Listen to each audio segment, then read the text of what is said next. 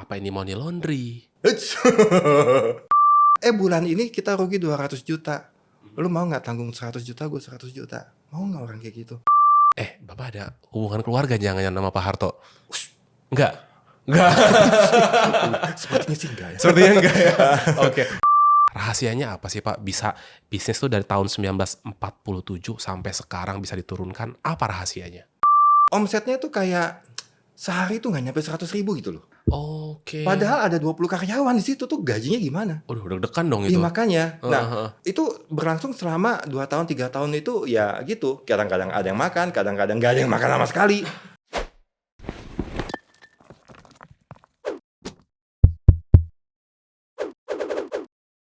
Now you are listening to the Spice Guy. Minimal setengah kilo sayur-sayuran. Wah. Setengah kilo nih. Itu setengah kilo ya bener ya? Lebih. Lebih? Iya. Oh iya dong. 600-an lah. Sehat lah kalau gitu ya.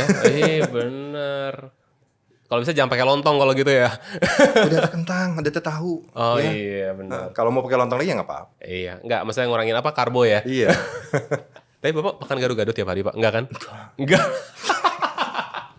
Gitu emang. Yang jualan kadang suka nggak makan gitu. Iya. Ya apa sih, ada aja sih kayak apa namanya, kita kan kalau produksi. Misalnya nih produksi dari pagi sampai malam gitu kan. Nah, produksi pertama kali keluar dari kompor dari ini kita simpen dulu. Simpen Buat satu. biar. Nah, nanti ketika pulang tutup kita cobain. Oh. Nah, kita lihat dong, cek produksi pertama bertahan nggak sampai sore.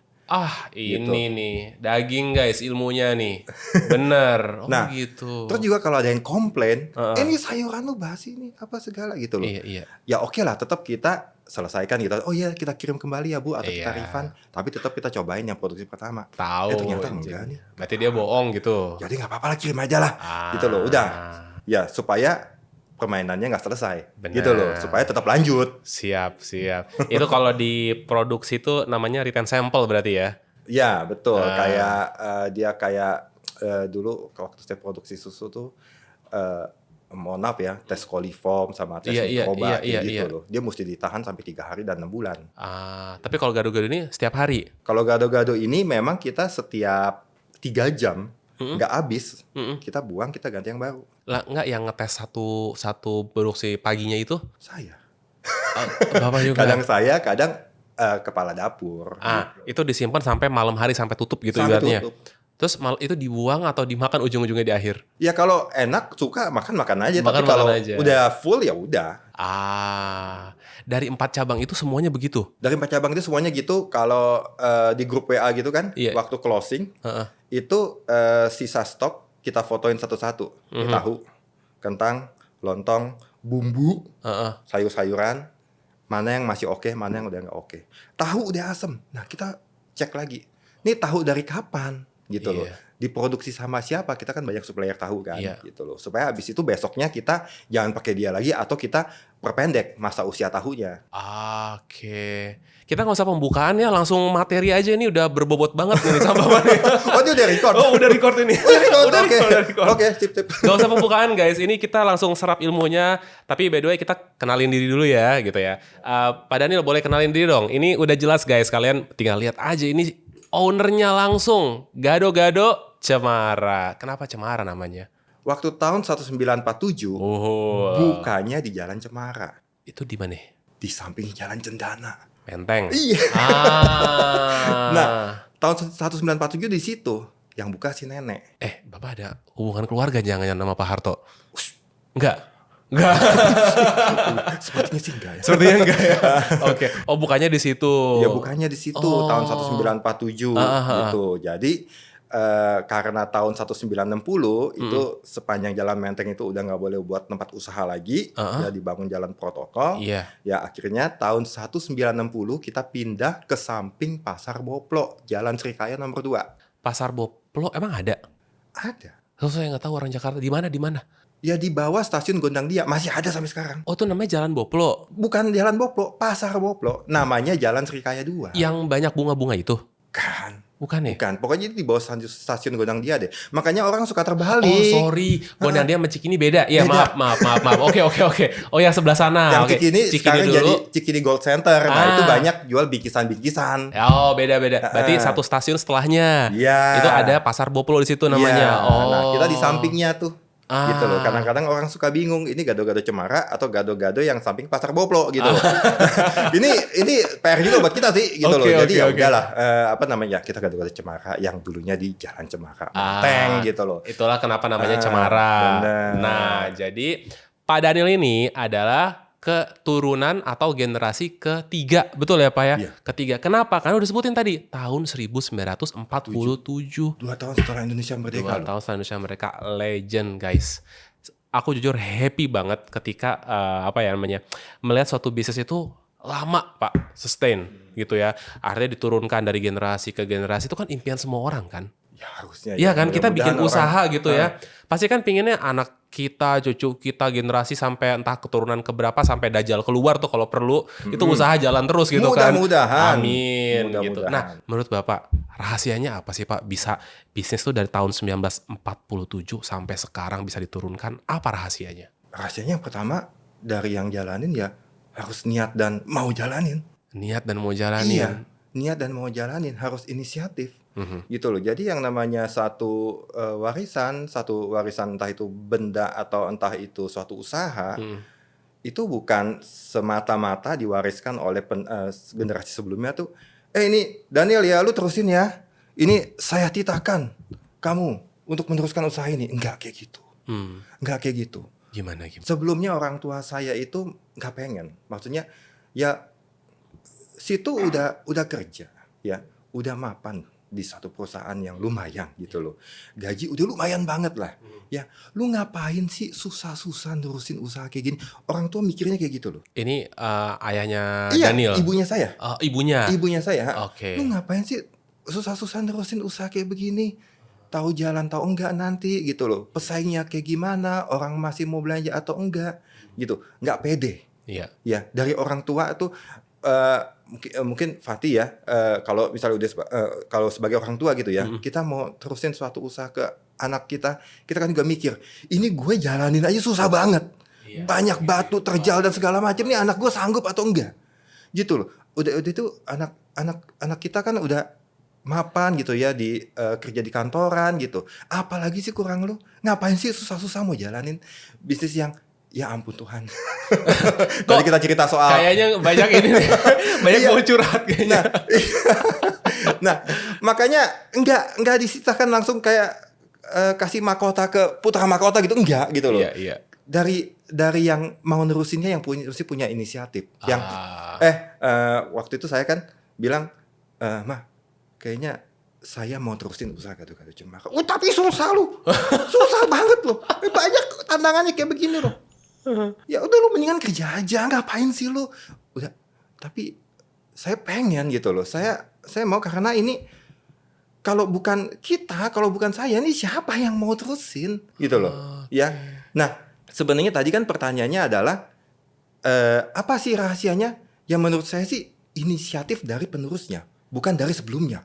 Oh, berarti dari anaknya bukan dari orang tuanya. Iya. Jadi kalau saya mau terusin ini ke keturunan saya, ke anak saya mesti pantau dulu, ini anak mau atau enggak. Jangan cuma terima ya mohon maaf ya, untungnya doang, mau duitnya doang. Karena nggak selalu ada duitnya, karena nggak selalu ada untungnya, gitu loh. Tapi emang kita mesti pastiin kalau yang nerusin usaha ini dia mau dia susah, mau dia seneng, dia suka jalanin. Gitu. Mau dia sakit, tapi dia menikmati prosesnya, gitu. Jadi itu kalau menurut saya sih. Ya, tuh susah ya, gimana ya? Kok aku jadi mikir ya, jangan-jangan ibunya Daniel apakah dulu sempat ada penyesalan melanjutkan usaha ini? karena kata harus anaknya kan yang ini kan. Jadi gini ya, kadang-kadang kalau misalnya kita udah terlena, udah enak kerja di kantoran gitu ya. Iya. Kita udah di comfort zone kita mau gimana tetap tiap bulan terima gaji gitu loh. Kita kadang-kadang ngelihat, wih enak ya si ini ya jadi pengusaha ya. itu mobilnya mobil dari Eropa loh. Ya tuh rumahnya rumah yang di sebelah pantai loh gitu loh. Kita kayaknya tuh pengen, kok gue begini-begini aja ya. Mau keluar dari comfort zone, kita usaha sendiri gitu loh. Tidak seindah itu Pak Bos. Tidak seindah itu sama sekali. Usaha ini ya sudah beberapa kali mau tutup. Udah mau tutup itu? Iya, ini dari tahun 47, bayangin zamannya nenek kita. Jauh banget. 2 tahun setelah kemerdekaan, itu pun juga nenek saya itu bukan tiba-tiba mau usaha ini, itu karena suatu keterdesakan. Dia kan dulu kan kerja sebagai asisten di rumah tangga di perumahan orang yang ada di Menteng lah gitu. Terus tiba-tiba dipecat. Terus jual gitu gado-gado. Ya udah ke pinggir jalan Cemara, jualan gado-gado. Nah, anak dari majikan nenek saya itu, ya deket lah sama nenek saya ya. Kan tadi habis dipecat padahal. Iya, nah, benar. Iya, tapi anaknya memang deket. Gitu loh. Ya akhirnya menikah sama nenek saya. Oh gitu. Nah, ternyata nenek saya sama suaminya ini namanya Lim Eng Hock. Lim Eng Hock. Ingat ya namanya Lim Eng Hock. Berarti itu dulu anak bos gitu berarti ya? Yes. Nah dia menikah, situ mereka berdua jalan bisnis gado-gado ini, ya. Tapi memang nggak punya anak, gitu loh. Nah, papa saya itu adalah keponakan dari si Lim Eng Hock. Nama papa saya Lim Kechun. Nah, tahun 1965 ya, dia tuh usaha kayak piringan hitam, recording dari barat lah, The Beatles lah, The Beach Boy lah, apa Zaman gitu. dulu masih yang begitu ya? Iya, masih piringan hitam. Nah, waktu tahun 65 ya, produk itu dari barat tuh nggak boleh, ya kan? Tahu kan sejarahnya kan? Pak, produk-produk saya masih baru. Tolong cerahkan kita yang nggak ngerti. Nah, tahun 1965 itu produk-produk dari barat itu memang banyak yang dilarang. Kenapa? Politik waktu itu? Yes. Oh gitu. Ya itu baca sejarah. Kebijakan lah. ya. Kebijakan. Tahun 1965. Berarti yang punya modal udah beli itu stop Nah, jualan. Stop. Ya, jadi piringan-piringan hitam itu dimusnahkan. Ya beberapa ada yang terselamatkan sih di rumah saya gitu sampai sekarang gitu. Nah, akhirnya papa saya nggak punya kerjaan. Ya udah, dia ke pamannya, ke omnya gitu loh. Saya mau dong kerja di gado-gado Cemara. Oh gitu. Nah, makanya setelah mereka udah nggak ada, yang terusin papa saya. Gitu sejarahnya. Nangkap. Berarti benar-benar istilahnya dia nenek itu yang garis keturunan langsungnya berarti nggak ada sebenarnya gitu ya? Nangkap. Diteruskan sama papanya saya. Nangkap. Gitu. Yang itu hubungan keluarganya berarti kemana? Keponakan atau teman? Iya, keponakan. Keponakan dari si Lim Eng Hock, suaminya si Ibu Niawati Setiawan. Jadi saya kalau secara garis keturunan tuh nggak ke bawah tapi geser ke samping dulu gitu ya. Ke samping dulu, baru ke bawah. Oke, nangkap. Terus. Ya oke lah. Ya makanya memang yang namanya bisnis nggak sesimpel itu lah. Benar. Ya masih family juga lah ya. Masih family juga ya. Ya mereka banyak sih mengalami kesulitan pasang surut ya. Tahun 1965, 1966 itu kan juga pergolakannya tuh luar biasa sekali gitu loh. Mereka juga udah hampir tutup waktu itu. Terus jalanin lagi tahun 1998, masih ingat? 98? Oh tahu ya. Nah itu gimana tuh? Itu tutup sampai sebulan 2 bulan gitu. Sudah sampai, aduh kita mau usaha lagi nggak ya nanti? Kenapa-napa nggak ya gitu loh. Emang sempat di apa sih maksudnya Pak, dijarah gitu? Enggak, kita tutup dulu. Tutup aja. Sebelum gitu. Orang mau ngejarah apa? Ulekan. Paling toge sama bayi. Sayur. Nah maksudnya mereka tuh udah banyak sekali mengalami pasang surut naik, mau tutup buka lagi, mau tutup buka lagi gitu kan. Iya. Nah terus akhirnya sampailah ke saya gitu loh. Sampailah ke saya itu tahun 2014. Seru guys, ceritanya seru Pak. 2014 saya tiba-tiba ya, saya nggak tahu kenapa itu, saya pengen aja gitu loh. Gue 2014 mau resign ya, gue mau fokus sama bisnis gado-gado Cemara ini gitu loh. Kayak merasa terpanggil karena waktu tahun itu tuh tahun-tahun sulit ya.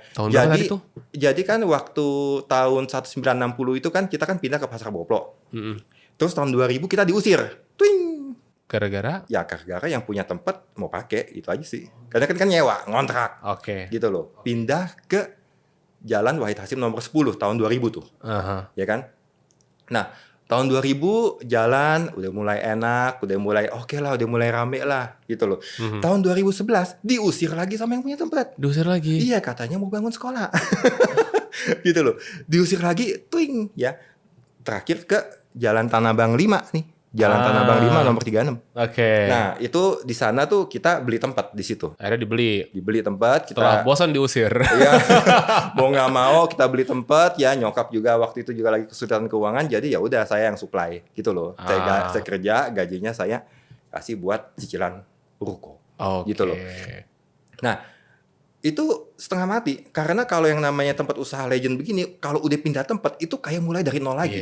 Ya, customernya tuh udah kemana-mana tahu, apalagi waktu kan belum zamannya ada WhatsApp lah, ada Instagram, ada itu kan. Benar-benar. Tahun 2011 nyari dari mana? Iya, nyari dari mana? Pindah kita mau SMS-in satu-satu gitu. Benar. Gitu. Jadi ya udah sampai saya ngetem di tempat yang lama. Kalau ada customer datang, ya, Om, udah pindah ke Tanah Abang. Oh ya udah, kita anterin. Kok jauh amat ya? Dia udah 3 kilometer nih. Iya. Nah, jadi ya memang perjuangannya kayak gitu sampai omsetnya tuh kayak sehari tuh nggak nyampe 100.000 gitu loh. Pas pindah? Iya. Oke. Padahal ada 20 karyawan di situ tuh gajinya gimana? Udah deg-degan dong itu. Iya makanya. Nah, itu berlangsung selama 2 tahun 3 tahun itu ya gitu. Kadang-kadang ada yang makan, kadang-kadang nggak ada yang makan sama sekali. Ya kadang-kadang kita mesti buang semua sayuran gitu. Yes. Jadi ya tahun 2014 itu saya tuh kayak dimimpiin oleh papa saya ya. Papa saya kan meninggal tahun 2005. Nah, kayak dimimpiin sama papa saya gitu. Ini sebenarnya nih kita nih sorry nih, ini di luar Nurul lagi ya. Iya. Kita suka yang begini-begini nih. Iya, akhirnya saya tuh pernah dimimpin sama papa saya. Datang ke mimpi nih. Waktu akhir tahun 2013 gitu. Lu tahu nggak? Ya, saya dimimpin sama papa saya. Terus dia ngomong ke saya sama ke anak saya. Lu tahu nggak? Sebenarnya kita ini hidup di tepi danau yang banyak sekali ikannya. Tuh, lu lihat kan, banyak banget ikannya. Oke. Tapi ada satu, ya, lu nggak bisa nangkep ikan itu. Yang lu harus lakukan adalah bangun jembatan sampai ke tengah danau itu sehingga bisa ambil ikan itu. Oke. Terus saya ingat mimpi itu berhari-hari gitu loh. Ini maksudnya apa ini si bokap ngomong kayak gini? Gitu loh, maksudnya apa gitu loh. Sampai tapi bisnis lagi susah. Gitu loh, lagi ya kayak gitu, pasang surut. Nah, akhirnya saya memutuskan aku nekat aja deh. Ya, gue lanjutin bisnis ini. Ini bukan sembarang mimpi ini. Iya, bukan. Ini ada something message. Ikan itu dalam mimpi. Kebetulan aku memang ini sih, membantu menafsirkan mimpi juga, Pak. Oh gitu? Yes, really. Aku ada komunitas. Ikan itu rezeki. Oke. Ikan itu rezeki. Jadi ikannya tuh ada, rezekinya ada, cuman Bapak nggak tahu cara ngambilnya. Katanya suruh bikin jembatan. Jembatannya itu apa? Nah, jembatan kita harus konsultasi lagi nih. Silakan lanjut. Nah, itu sampai saya iseng-iseng ya. Waktu itu saya ke kayaknya kalau kita cuma tempat di Tanah Abang 5 ini nih, kita nggak bakal dapet ikan ya, mungkin ya ikan waktu itu ya. Saya coba cari ke sana kemari gitu ya. Dapatlah saya ketemu sama satu tempat ya, namanya yang ini nih, Setiabudiwan Building nih. Oke.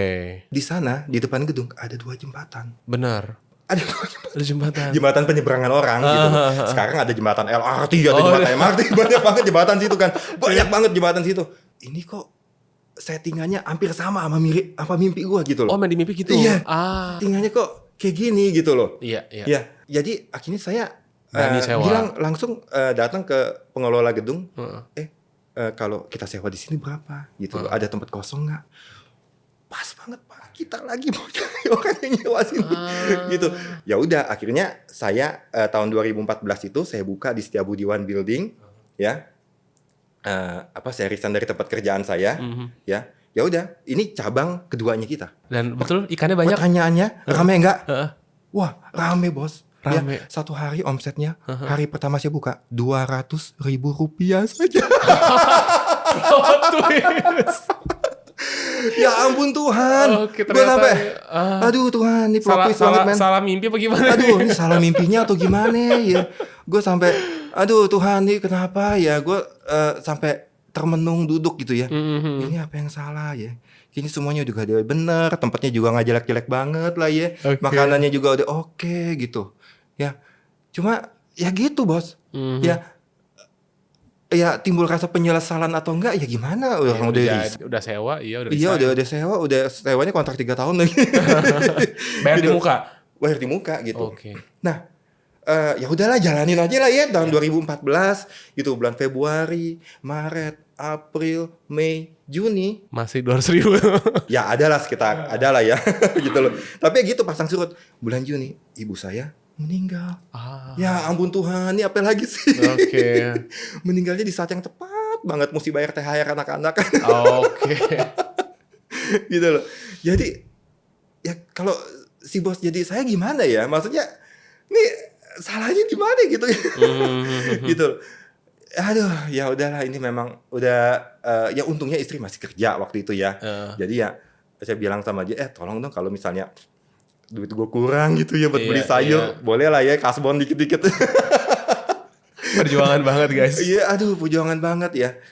Yang di cabang Tanah Abang juga ya masih kayak gitu kan, tempatnya kan rada terpencil situ gitu loh. Jadi belum bisa make it omset bagus banget gitu kan, nggak ada yang bisa jadiin backbone gitu loh. Mau nggak mau ya bagaimana? Ya udah kita jalanin aja. Kita jalanin terus yang penting semua resep-resep menu yang dari zaman nenek ya sampai sekarang ya kita pertahanin karena kita memang udah trial ya, orang mau kayak gitu orang suka dengan produknya kita ya. Cuma memang masalahnya ya memang kita punya sistem atau kita jalaninnya itu masih belum bener kali gitu loh ya, atau masih belum ketemu model bisnis yang tepat. Ya tuh jalanin dulu, nikmati aja ya. Mau kaki lu sakit lah apalah, tiap hari mesti bangun pagi gitu, tidak ada liburnya. Kita nggak ada liburnya, Lebaran Natal tahun baru pun kita tetap buka juga. Oke. Gitu loh ya. Karyawan juga silih berganti gitu kan. Ya ada juga sih yang masih tua, yang udah dari zaman dulu dari zaman dulu ada ya, masih ada gitu. Wow. Ya udah kita jalanin. Kita jalanin akhirnya tahun 2014, 2015, 2016 dia mulai menghasilkan nih. Akhirnya gue udah bisa bayar sewa sendiri. 2017 makin enak deh. 2018 ya. 2018 akhir itu keluar online, ya kan? Benar, kebantu lah ya. Nah itu udah mulai juga gitu loh. Akhirnya kita ketemu model channel bisnis baru gitu. Kita mulai bikin nasi box gitu kan. Karena kalau nasi box ini kita nggak tergantung sama orang yang datang makan atau take away. Gitu. Kita bisa kirim ini, orang lagi ada meeting kita bisa kirim dalam jumlah besar gitu. Iya kan? Terus juga ya memang ya bisnis nasi box ini nggak pernah ada matinya lah ya. Ada terus lah ya, dimanapun dan kapanpun bisa kita deliver gitu. Karena kalau orang dine in kan paling cuma jam 12 sampai jam 1 dan jam 7 malam kan. Selebihnya itu kan kita ya bersih-bersih tempat.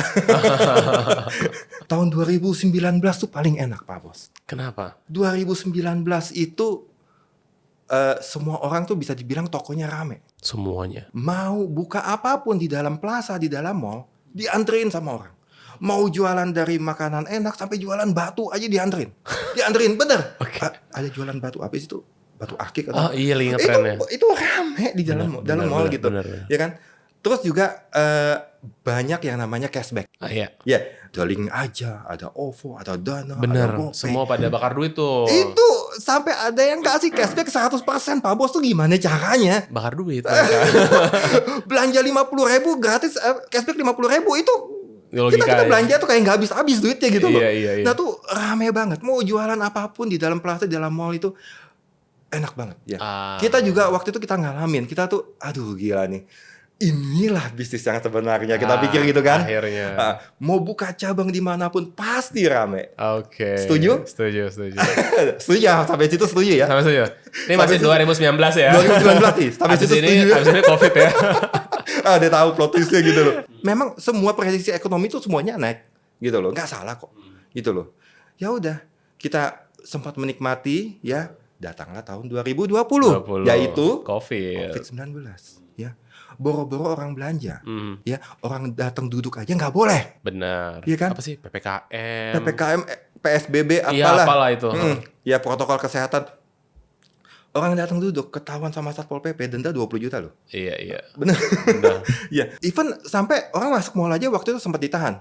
Ya jadi yang anak-anak sama orang tua tuh nggak boleh. Hanya orang-orang yang dewasa aja dan belum manula. Gitu loh.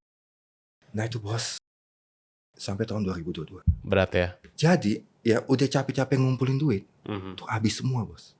3 tahun bos, 2020, 2021, 2022. Oh jadi keuntungan selama ini tuh buat bayar kerugian di COVID itu? Yes. Wow. Ya, banyak sekali. Mungkin ngalamin juga kan? Kalau di aku untung kebalikannya. Kebalikannya? Kan semua orang pada masak di rumah. Oh, oke. Congratulations. Ya. Kita nggak ada outlet yang kita buka outlet di mana nggak, kita online semuanya kan. Oke. Kita supply ke supermarket. Orang jadi mencari yang lebih healthy gitu loh. Yes. Masak di rumah, nggak ke restoran. Jadi emang pada saat pandemi itu ada pihak yang diuntungkan, ada pihak yang dirugikan. Oke. Bapak langsung yang dirugikan waktu itu. Bagus. Enggak, saya dah aja semua bisnis pariwisata, restoran, hotel lebih mati lagi, bos. Iya, betul. Gitu. Jadi ya udah, kita kan dari tempat-tempat yang kita buka ini satu pun kita nggak ada yang tutup. Semua kita pertahankan. Tapi online. Ya online, ada yang take away cuma dikit banget. Oh, bukannya waktu itu ini ya, apa sih orang-orang pada yang movement itu loh, Grab Food, GoFood, kayak kita pesan biar abang-abang ada kerjaan. Waktu tahun 2019, ya betul, ya semua online itu dia juga bakar duit. Betul. Ya, dia juga kasih flash sale lah, diskon pilot gede-gedean lah, ya. Nah, tahun 2020 itu juga sama, tapi promonya mesti kita yang tanggung. Oh, jadi itu promo udah mulai ditanggung sama. Iya, jadi mereka udah gak bakar duit lagi. Yang tahun 2020 tuh semua kita yang tanggung. Tuh potongan bisa sampai 30-40% tuh, bos. Tapi dinaikin dulu baru diturunin apa gimana nih? Ya kita gak mungkin naikin sampai segitu gede lah. Kita paling naikin cuma 10%-an. Berarti sisanya kan kita yang mesti tanggung. Oke, gitu loh. Nah, keuntungan dari online itu hanya bisa dipakai untuk apa? Operasional. Gaji karyawan. Gaji karyawan doang. Nah, operasional itu kayak misalnya rental. Iya. Ya. Terus juga ada bahan baku beberapa yang operasional kayak gitu tuh, ya. Mereka juga nggak mau kita tutup. Siapa nih? Itu pihak dari landlord, mallnya atau rentalnya, supplier, ya. Jadi mereka bilang apa, ya? Lu orang yang penting buka dulu. Ya. Utang apa? Nggak apa-apa. Lu mau nunggak 6 bulan, 7 bulan sampai 12 bulan nggak apa-apa. Oke. Ya. Nanti kalau udah rame lagi, baru lu orang bayar. Ya masih bagus lah, ada keringanan. Iya. Betul, ya sampai situ ya masih bagus ya. Oh masih ada nih. Gue curiga nih. Betul, setuju. Saat itu tahun 2020, 2021 oke lah kita masih lapang dada lah ya. Oke. Kita nggak usah tutup tempat ya, karyawan tetap masih kita bisa bayar. Iya. Terima kasih untuk Kairo Food yang sudah mensponsori podcast kali ini. Kairo Food menyediakan berbagai macam bumbu dan rempah internasional dan sudah dipercaya oleh banyak hotel dan juga restoran di Indonesia. Nah, kabar baik untuk kalian para pengusaha kuliner maupun chef yang membutuhkan bumbu dan rempah berkualitas. Kalian bisa mendapatkan sampel bumbu dan rempah secara gratis hanya dengan mengklik link yang ada di deskripsi. Nanti Kairo Food akan mengirimkan sampel tersebut untuk usaha Anda. Nah, sekarang kita lanjut lagi yuk dengerin obrolan yang seru ini. Tahun 2023 awal, itu kan baru Pak Presiden membuka protokol kesehatan. Oh iya, udah boleh makan lagi di restoran. Oh iya, udah boleh lepas masker. Oh iya, udah boleh kemana-mana, jalur pariwisata, hotel dibuka kembali. Gitu loh. Apa yang terjadi? Seminggu setelah Presiden ngomong gitu, semua yang landlord nagih langsung. Langsung ditagih. Tolong nih, bayar nih. Lu udah nunggak 12 bulan. Tagih pada saat itu. Iya dong. Ya ampun, buset bos. Baru juga seminggu baru kita jualan napas ya. Udah langsung suruh lagi. Iya nih, kalau nggak ada kebijakan dari manajemen nih nggak boleh jualan lagi sini. Wah. Nah, tahun 2023 itu adalah di mana banyak yang tutup di mall. Gara-gara itu. Jadi bukannya pas COVID loh, tapi malah setelahnya. Yes. Ceritanya nggak happy ending, belum happy ending ya. Masih roller coaster ya. Iya, kita tuh merasa kayak 2 tahun ini ya, sebanyak apapun kita jualan, sekeras apapun kita kerja, tetap duitnya nggak ada. Karena buat apa? Buat bayar tagihan tunggakan yang sebelumnya kita belum ini. Berarti sebenarnya COVID ini belum kelar nih efeknya nih. Ya mungkin buat saya, tapi buat si bos kan nggak. Ya buat orang-orang yang khususnya bisnisnya di restoran, di mall sewa, pokoknya yang mereka masih sewa gitu kan. Memang yang saya bilang tadi itu sekeras apapun kita kerja, sebanyak apapun kita jualan, uangnya untuk apa? Untuk bayar sewa yang kemarin ya. Ya paling ya kita agak pendapat tadinya kita nunggak setahun, sekarang udah tinggal 6 bulan. Iya, nyicil gitu kan. Jangan sampai ada 2 tahun 3 tahun lagi pandemi lagi kita nggak tahu. Makanya saya juga mikir ya memang waktu itu ada opsi sih ya udah gue tutup aja lah, ya udah gue rumahkan aja lah karyawannya. Tapi sampai sekarang tidak ada satupun karyawan yang saya rumahkan. Tidak ada satupun tempat yang saya tutup. Iya, tapi kerugiannya Bapak yang tanggung. Iyalah, ya kan kita bilang ya sampai sekarang lah kita masih menutupi itu ya. Berarti tuh istilahnya dari keuntungan selama itu sampai tahun 2019 itu, itu ya buat udah, nutupin itu pun masih nggak kelar. Nggak bisa bos, nggak bisa. Apalagi baru seminggu udah kerja udah ditagih semuanya mesti. Iya. Saya ada banyak pertanyaan tadi nyatet nih gue guys. Pertama gini. Berat nih pertanyaannya nih. Waduh, mesti hitung-hitungan nih. Tadi kan Bapak diusir tuh berapa kali tuh? Yes. Itu yang ngusir bikin usaha yang sama atau beda? Kalau yang sebelumnya itu, ya dia sempet kayaknya bikin rumah makan, abis itu nggak jalan lagi, tutup lagi. Kalau yang tahun 2000 itu, di samping Pasar Boplo. Terus kalau yang tahun 2011, yang katanya mau dibangun sekolah, ya sekarang masih jadi sekolah pengajar. Oh, tapi bukan usaha yang sama. Bukan usaha yang sama. Karena waktu itu sempet ngobrol tuh sama chef, kalau nggak salah waktu itu. Dia bikin usaha, rame tuh. Tiba-tiba kontraknya nggak diperpanjang, diusir. Mau dinaikin pun juga dia mau bayar nggak ini gitu loh. Oh, udah mau. Di luar nurul lah. Akhirnya bener pas diusir, dirubah restoran yang sama juga. Jual menu yang sama juga? Jual menu yang sama. Ya, udah ketahuan. Jahat kan kalau kayak gitu kan. Kayak gitu. Tapi ini enggak lah ya? Ini enggak. Oke. Pertanyaan selanjutnya. Wah, percaya COVID gak sih sebenarnya? Saya belum pernah kena sih. Alhamdulillah ya. Saya belum pernah kena. Tapi kalau saya lihat ada yang meninggal, ada yang apa gitu. Ya, mestinya sih ada ya. Mestinya ada ya. Tapi percaya gak sih kalau itu tuh kayak konspirasi gitu loh. Jadi kayak sebenarnya tuh entah di setting lah atau entah ada maksud-maksud yang lain gitu loh. Biar meruntuhkan ekonomi dan lain-lain. Dikonspirasi ceritanya. Menurut Bapak gimana? Ya berarti ada yang diuntungkan dong. Ada yang diuntungkan? Iya. Pasti sih bos yang diuntungkan. Ya enggak dong. Kecuali jualan masker, alkes, kayak gitu kan diuntungkan kan. Mungkin jualan apa tuh obat apa misalkan yang enjus itu misalkan itu kan diuntungkan kan. Pasti ada pihak-pihak yang udah tahu ini merugikan ya, tapi dia tahu ada opportunity di sini, ya udah di booster gitu loh. Lu jangan nggak pakai masker nanti kayak gini gitu loh. Ya pasti ada kayak gitu, gitu loh. Tapi ya kalau saya lihat gejala-gejalanya sih harusnya sih memang ya virus ini ada. Betul. Virus ini ada. Gitu ya menurut Bapak ya. Oke. Kita nggak bahas lebih lanjut lagi. Biar tidak menimbulkan perbedaan pendapat atau apa. Gimana cara mempertahankan resep dari tahun 47 sampai sekarang? Jujur ya, kalau saya lagi ke mall, terus saya ngelihat gitu ya, ada orang usaha restoran apapun itu, dia berani tulis gitu kan, sejak tahun berapa. Oh, saya penasaran pasti. Itu jadi apa ya? Satu uniqueness, kekuatan tersendiri, betul ya? Iya, kayak satu apa namanya, legend lah. Iya, legend dong. Kita sebutnya legend kan, bisa mempertahankan itu dari dulu sampai sekarang. Pertanyaannya adalah heritage. Apakah resep tahun 47 sama sekarang itu sama? Kalau menurut saya sih ya, komponen-komponen yang bisa dilihat dengan mata ya, itu masih sama. Ini kalau sayur-sayuran sama komponen, contohnya misalnya gini ya. Iya. Ini saya kata gado-gado ya.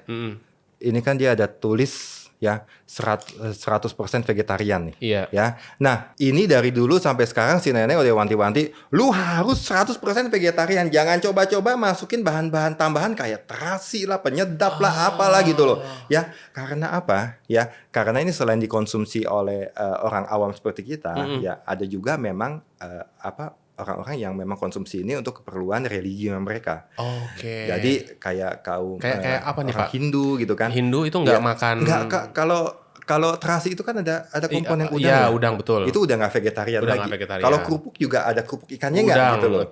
Nah, jadi si nenek udah wanti-wanti nih. Jangan. Ini lu jangan rubah-rubah. Oh, karena ada konsumen yang emang itu ngincer. Bumbunya pun juga lu nggak boleh rubah-rubah. Oke. Ya. Kalau bawang putih? Bawang putih nggak ada. Ini nggak ada bawang putih? Nggak ada. Oke. Tapi ya saya kan nggak boleh kayak begini terus. Maksudnya gini loh. Kalau orang yang benar-benar 100% vegetarian, kalau dari dulu kita cuma jualan gado-gado, ya orang Indonesia yang benar-benar makan sayuran tuh cuma berapa sih? Hanya 2%. Ini menurut WHO ya. Hanya gitu. 2% masyarakat Indonesia yang benar-benar makan sayuran. Oh, pakai data, gue nggak bisa bantah. Oke. Nah, Bagaimana kita bisa hidup dengan market sekecil itu? 2% itu. Di mana nyari orang itu? 2% itu di mana? Iya, gitu loh. iya. Nah, akhirnya tahun 1960 tuh nenek udah tahu ya, ada satu yang dipertahankan, ada lainnya yang boleh lu modifikasi nih. Oh gitu. Nah, makanya waktu itu dia tuh juga jualan kayak sate ayam, ikan pesmol, lontong cap gome, kambing, babat, buntut, ya. Semua masuk. Semua masuk. Jadi kalau datang ke restoran itu, kalau lu mau makan sayuran ya udah ini. Ya, tapi kalau mau ada teman-teman yang lain ada juga loh. Ada juga. Ada juga. Walaupun namanya tetap gado-gado. Ternyata enak loh makan gado-gado dicampur sama ayam goreng, sama ikan, enak loh. Oh, belum pernah nyoba aku. Biasanya gado-gado Itu nanti saya bawain paket juga tuh kalau mau. Wah, kita cobain ya. Biasanya gado-gado lontong kan nasi. Iya. Apalagi ya? Ya kalau sate belum pernah nyoba sih. Iya. Harus coba kalau gitu. Oh gitu. Oke. Seru. Nah, jadi pertanyaannya lagi satu lagi, apakah ada komponen yang dirubah, ada yang tidak dirubah, ada yang kita rubah sesuai sama keinginan pasar? Kayak apa tuh Pak yang dirubah tuh? Kalau gado-gadonya enggak. Sampai sekarang Sama, harusnya sama. Oke, mungkin kecuali beda misal kan sekarang tuh ada sayur-sayur yang mungkin varietasnya beda. Kan zaman dulu sama sekarang katanya sayurnya beda. Bener nggak? Bener. Ya Tomat kan? zaman dulu sama tomat zaman sekarang katanya beda. Nah itu maksudnya. Iya. Ya saya nggak tahu kalau kayak gitu. Tapi siapa yang mau ngapalin rasanya juga kan? Terus gimana caranya kita ngambil sayuran dari tahun 1947? Bener. Atau misalkan ada orang makan gitu loh. Ini beda nih sama waktu tahun dulu nih. Iya kalau saya lihat sih dulu ketimun ya, itu bentuknya kayak pohon kaktus gitu loh.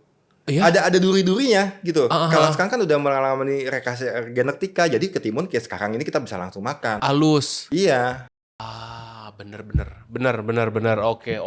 Apalagi ini udah Indonesia kan 79 tahun. Ini udah 77 tahun. Beda 2 tahun doang ya. Ngomong Bapak dulu kerja apa sih Pak? Ya saya dulu kerja kantoran lah. Iya maksudnya apa di bidang apa gitu? Ya di bidang produk consumer goods. Lulusan mana? Saya sih lulusan ekonomi manajemen. Manajemen, Iya. kuliah di Indonesia. Iya. Oke, kerja asik-asiknya tiba-tiba mau ngurusin gado-gado. Cari penyakit ya. Tapi nyesel gak sih? Sorry, Fatih seorang gamer atau bukan? Yes, gamers ya. Tapi udah pensiun sekarang. Ya, karena gini, kita marahin anak, lu jangan main game lu gitu. Misalkan mau main game. Jadi kita kalau mau main game, pura-puranya kerja dulu di kantor, lembur padahal main game. Malah salahnya saya gamer sejak umur 5 tahun. Wow. Jadi nyesel gak sih?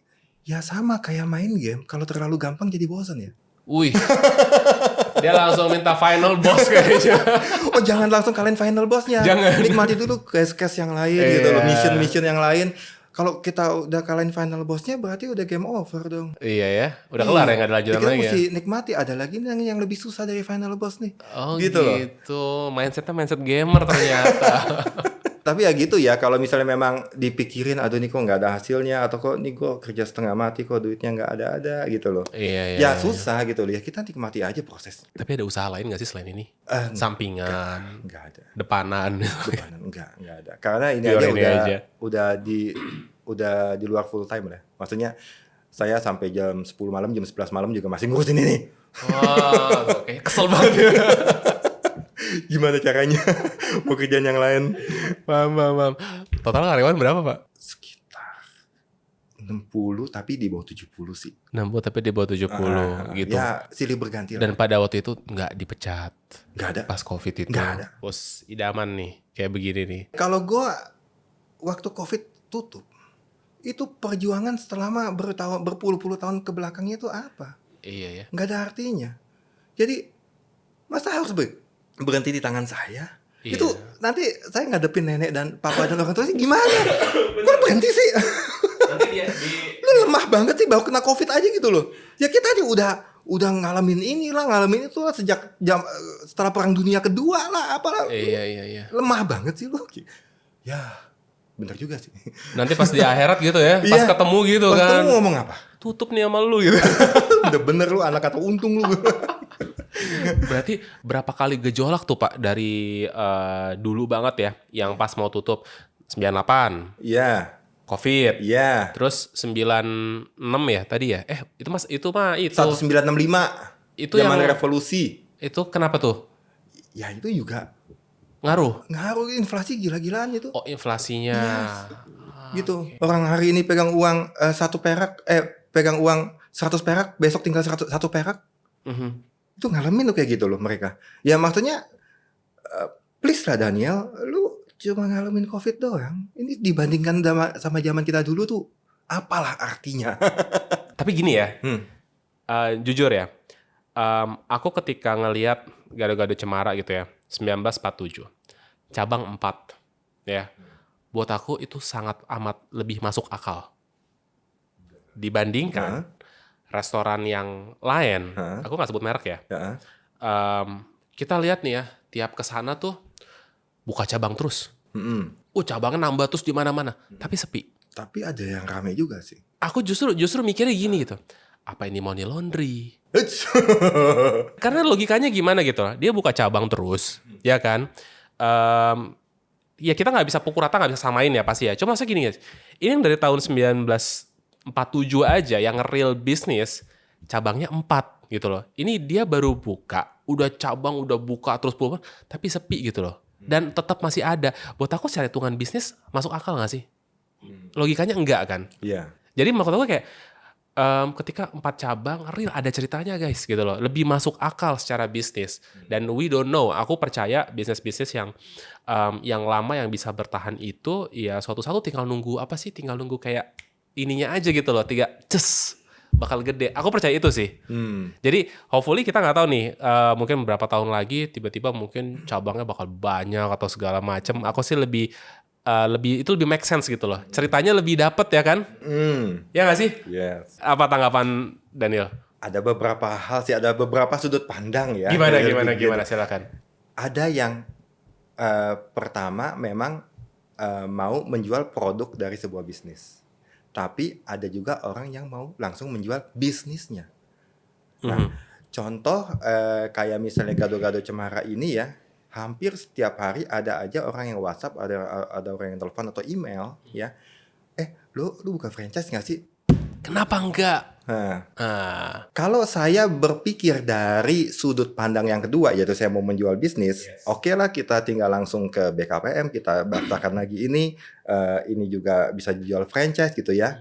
Ya udah tinggal dijual-jualin aja ya, uang pasti masuk, mau lu laku kayak mau lu nggak laku kayak gitu loh. Ya kan? Nah, itu ya. Tapi sayangnya saya dari sudut pandang orang yang pertama gitu loh. Saya mikirin ya produknya aja dia gimana ya.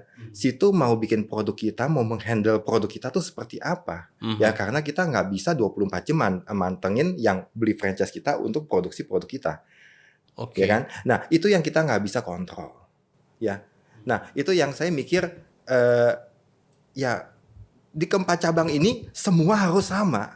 Baik dari porsi, rasa, harga, idealnya harus sama.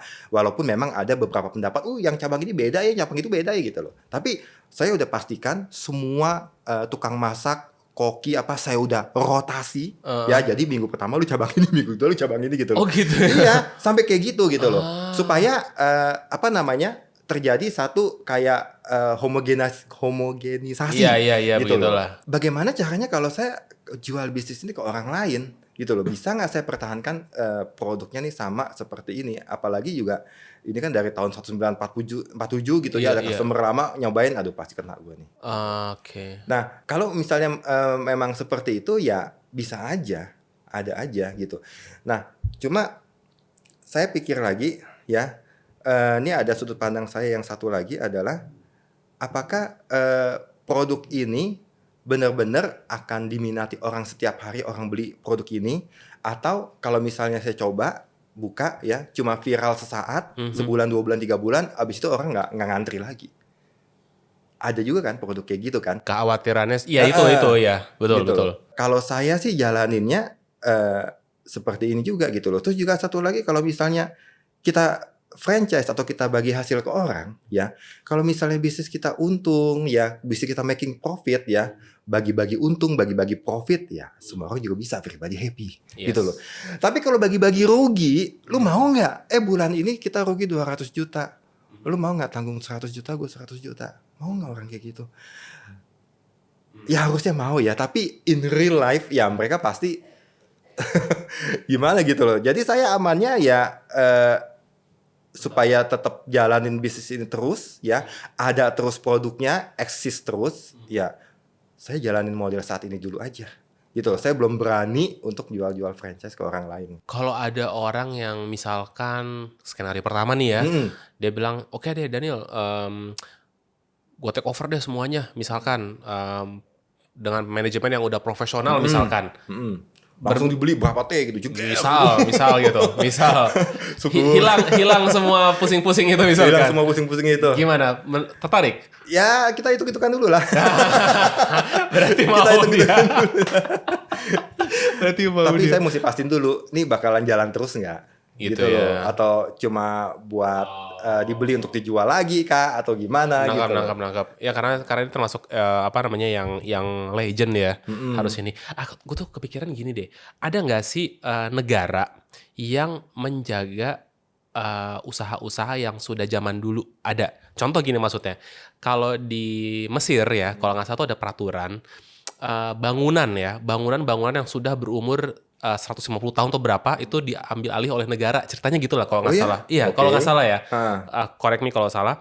Jadi dipugar, dijadikan museum, pokoknya dirubah gitu loh, dibagus. Tapi tanggung jawabnya tuh udah jadi ke negara gitu loh. Nah, ada nggak sih sebenarnya negara yang seperti itu ke usaha-usaha yang udah legend? Aku kepikiran itu loh, mikir gitu.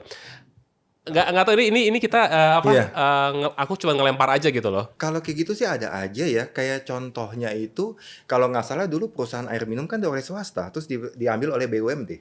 Perusahaan air minum yang kayak Lyonnaise Palija ya. Nah itu kan sebelumnya kan perusahaan swasta kan. Aku nggak tahu malah baru terus tahu. Sekarang jadi BUMD. Ya mungkin bisa aja. Bisa aja. Misalnya Gatot Cemara jadi BUMN gitu. Mungkin bisa aja. bisa gitu loh.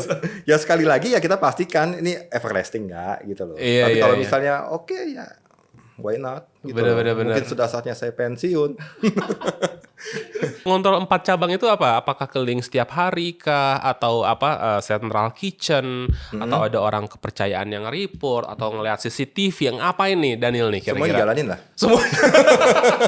Ya kalau central kitchen makanya kan kita beli tempat di Tanah Abang 5 itu. Oh ini central kitchen-nya? Central kitchen-nya di situ. Diseribut gitu. ke tempat yang lain? Iya, bikin bumbu, bikin lontong. Itu kita jadikan kayak gini dulu nih. Iya, pack-packan gitu. Ya kita juga bikin seasoning dulu kayak gitu buat soto ayam, sop buntut ya. Jadi sampai di sampai di outlet, sampai di cabang, ya udah tinggal campur air berapa liter gitu, dipanaskan berapa lama. Gitu. Nah, terus juga yang tadi saya bilang itu kan koki tukang masak kan di rolling. Itu baru denger caranya kayak gitu ya. Ini di rolling biar terjadi keseragaman. Tapi itu sejak tahun berapa tuh kepikiran central kitchen? Dulu nggak mungkin dong ada central kitchen kan? Nah sejak tahun berapa tuh? Guess what? 2019. Pas kok sebelum kan, wih gile nih, gue bisa buka cabang berapa puluh nih kayak gitu. Udah disiap-siap nih. Oh kita buka central kitchen, nanti kita buka berapa puluh cabang gitu. Jeger central kitchen jadi akhirnya malah kok kayaknya gimana gitu ya? Kayaknya gimana gitu ya. Makanya ya tapi kena di situ ya. Itu kan bikin cost central kitchen kan nggak murah dong. Ya lumayan lah. Ya lumayan kan ya, untuk sampai sekarang kan nutupin. Sampai sekarang kan kita tutupin. Daniel nutupin apa aja nutupin central kitchen, nutupin sewa ruko-ruko itu apa yang di mall segala macam. Kan jadi orang abis ini pada nggak mau UMKM pada ini kali pada ketakutan. Ya dipikir ya nggak gampang emang gitu kan. Kebayangin lo guys 4 cabang. Gimana yang cabangnya lebih banyak lagi gitu kan. Tapi gini loh, kadang kita kalau artinya kita bukan ngomongin soal angka sedikit atau apa ya. Ya emang makin kecil makin gampang kontrolnya kan. Bener. Dibanding kalau misalkan ada puluhan gimana. Ada juga orang yang bilang lu buka 4 cabang sama lu buka 40 cabang capeknya sama kok nih. Capeknya sama ya. Gue gak tahu tuh orang toksik atau enggak ya.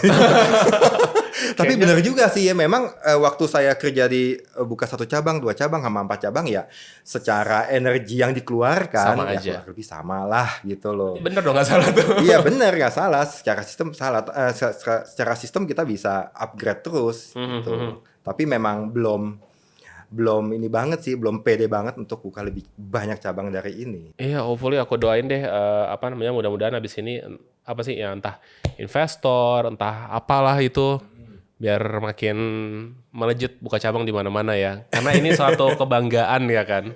Iya, Gitu. ya bentuk tanggung jawab juga ya sama generasi-generasi sebelumnya. Ya, entah kan pas ketemu di akhirat kan misalnya nih sama aku justru berkembang gitu. Saya ada satu cerita lagi nih. Mimpi lagi nih. Bukan.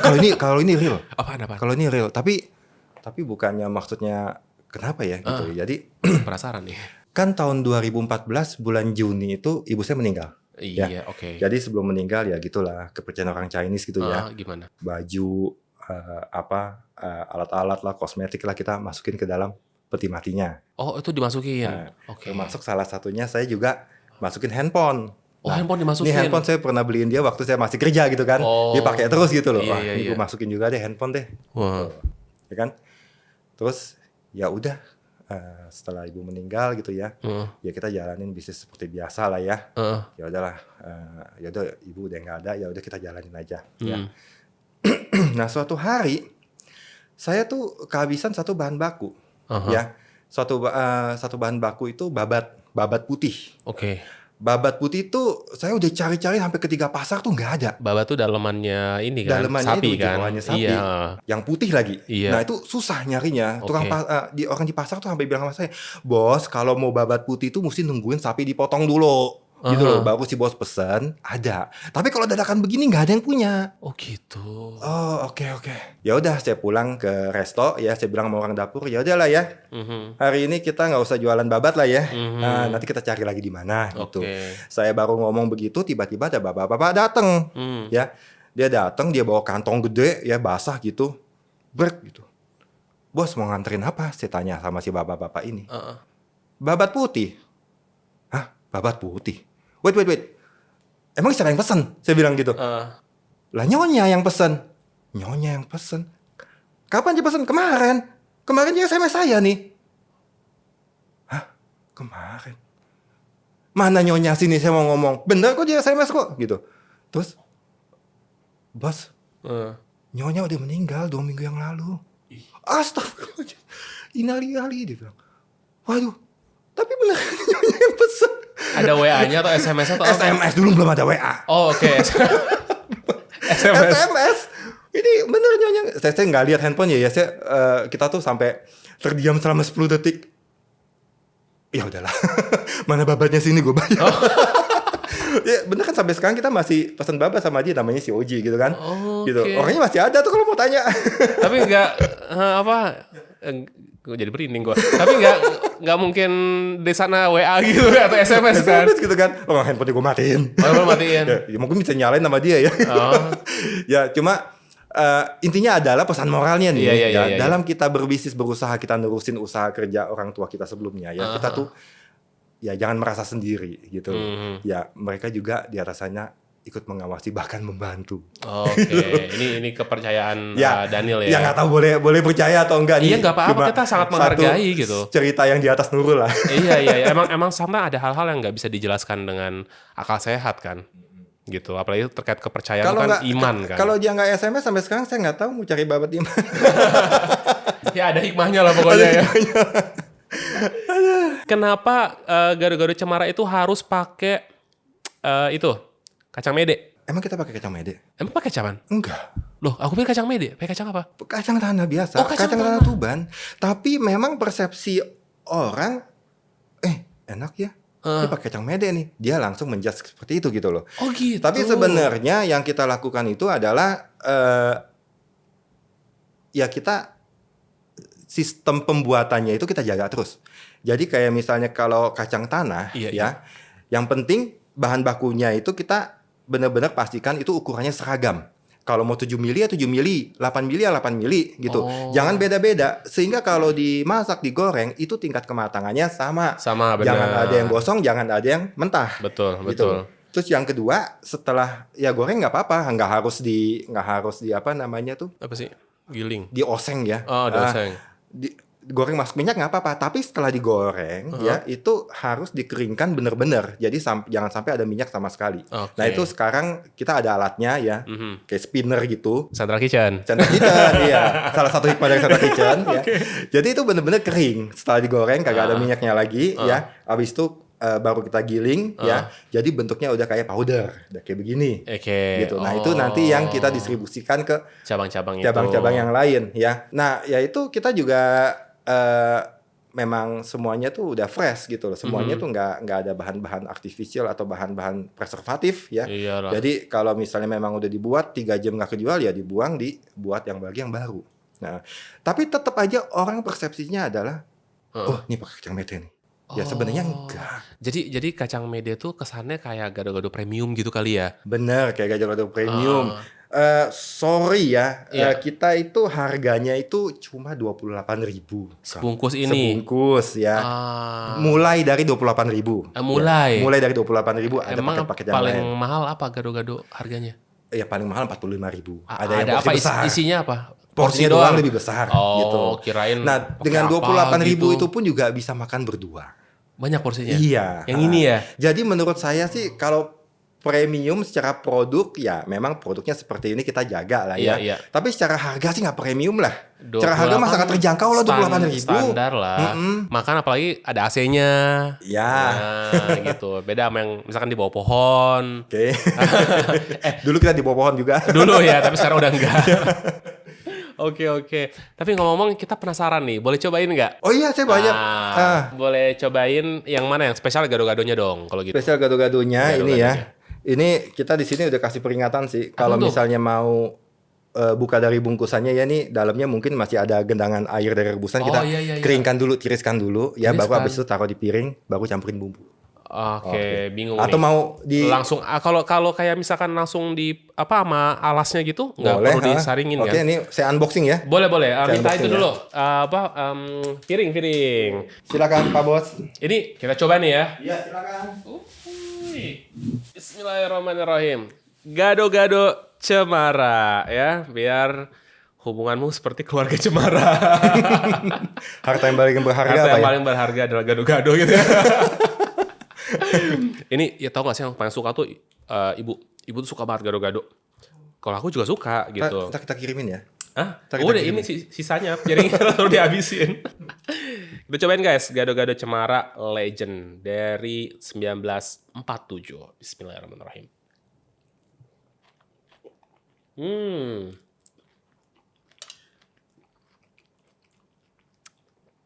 Enak banget. Beneran. Wah. Pantes ya Legend. Seenak ini. Tau gak sih ini tuh nggak ada yang apa ya? Nggak ada yang neko-neko gitu. Kayak ya gado-gado harus begini gitu. Kayak I don't know gitu ya. Kayak gimana ya? Kayak pokoknya comfort food gitu loh. Kayak tiap hari makan tuh oke gitu kayaknya ya. Wah enak sih ini. Bumbu kacangnya nggak yang halus, nggak yang kasar, balance. Dan apa ya? Ya pokoknya enak lah. Ini sih udah sih. Kita makan dulu lah. Podcastnya tunda dulu ya. Nah ini aturan dari WHO juga ya. Wah. Disarankan 1 hari itu kita makan 0,5 kilogram sayur-sayuran. Nah, yang tadi kita buka itu ya sama bumbunya totalnya itu ada 900 gram. Jadi kalau misalnya kita makan separuh aja, ya separuh lebih dikit lah ya, itu udah cukup memenuhi standar kebutuhan sayur-sayuran dalam sehari. Oh gitu. Emang ditimbangin nih porsinya segitu? Ya udah ada takarannya lah. Kalau satu bungkus gede seperti itu segitu gitu loh. Ya beberapa kali ditimbang. Biar orang nggak komplain. Kok sayurnya dikit, kemarin pasan banyak. Nah, tuh gimana tuh? Biasanya sih orang komplain, kok bumbunya dikit? Padahal bisa banyak gitu ya. Tuh, luber begini. Kok bumbunya dikit? Pulpen gue kena kayaknya nih. Wah, worth it sih guys. Bener-bener pantesan Legend. Tuh kalau tutup pas COVID, saya nggak nyobain nih hari ini nih. Oh ya? Jangan makanya. Harus buka terus. Untung jalan terus. Wah, mantap. Nah, jadi ini hikmah dari pandemik 19 COVID ya. Dimana kita juga harus memutar otak. Gimana caranya tetap kita buka, tapi dengan biaya yang serendah-rendahnya, tanpa mengurangi kualitas sama sekali. Ya. Nah, jadi yang pertama itu kita lihat apa sih yang nggak dimakan sama orang adalah kemasan. Pak, saya sambil makan ya. Iya. Biasanya kalau podcast nih ya, kita makannya ntar dulu ya gitu ya. Ini enggak, gue makan sampai habis. Ini enak beneran. Ya. Oke, lanjut Pak, silakan. Kita memang waktu zaman COVID itu kita hidupnya dari online, dari take away ya. Kita kan juga banyak memakai kemasan. Gitu loh. Waktu itu memang kemasannya nggak kayak gini. Dulu tuh kemasannya tuh kayak karton box, ya kayak duplex seperti itu. Ya. Nah ini kita coba pikirin gimana caranya supaya tetap kemasannya bagus, ya. Tapi kita bisa mengurangi cost. Ya. Nah akhirnya kita came out dengan kemasan yang seperti ini sekarang. Ya, kemasan box kardus ya. Nah ini biayanya akhirnya turun setengah. Emang dulu kayak gimana? Ya kayak nasi box biasa yang putih itu loh. Itu lebih mahal? Itu lebih mahal. Karena ini lebih premium loh. No, ini cuma separohnya harga dari yang duplex biasa. Kayak maksudnya ini udah oke gitu loh, nggak yang gimana gitu loh. Apalagi bisa nge-cut cost lebih bagus kan. Iya. Nah, terus juga kemasannya ini juga kita buat kita seperti ini juga karena kita mikirin lingkungan. Ya, dengan kemasan ini kita bisa pakai ulang, ya kita bisa kurangi cost, kita juga bisa daur ulang. Oke. Ini udah nggak pakai staples lagi, nggak pakai lem, nggak pakai selotip ya. Lebih sehat. Jadi kalau misalnya memang udah makan gado-gado, ini dikumpulin aja. Terus? Dikiloin. Oh, dikiloin. Kirain Lumayan dikirim balik. Lumayan sekilo bisa 3.000 5.000 loh. Oh ya? Iya.